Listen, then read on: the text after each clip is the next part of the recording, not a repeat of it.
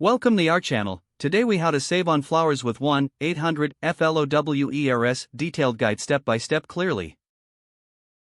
Visit the 1-800-FLOWERS website or open the app on your device. Create an account or log in to your existing account. Browse through the various categories of flowers. Take note of any special offers or discounts available on the homepage. Use the search bar to find specific types of flowers or arrangements. Select your desired arrangement to view more details. Check for any available promotions or coupon codes on the product page. Add the item to your cart. Before proceeding to checkout, explore the add-ons available for your order.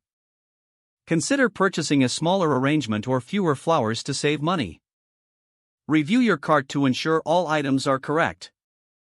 Enter any promotional codes you may have in the designated field. Look for a loyalty program, if available, to earn points on this purchase. Choose your delivery date and time to avoid additional fees. Review the shipping options and select one that fits your budget. Make sure to check for any free shipping offers on minimum orders. Proceed to the payment page and enter your payment information. Review your entire order one last time for accuracy. Complete your purchase to finalize your order.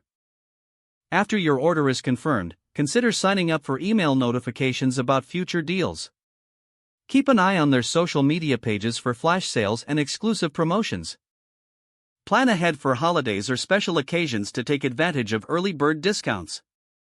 Remember to register for loyalty rewards to maximize savings on future purchases. Following these steps will help you save money while enjoying beautiful floral arrangements from 1-800-FLOWERS. If the page does not load, refresh the browser or try again in a private or incognito window. Make sure you are using the correct email address, then retype it carefully to avoid small typos. If your password is not accepted, use the reset option and create a new strong password you can remember. Check your spam folder for verification or security emails, then complete any requested confirmation steps. Don't forget to like this video and subscribe to our channel for more step-by-step tech guides.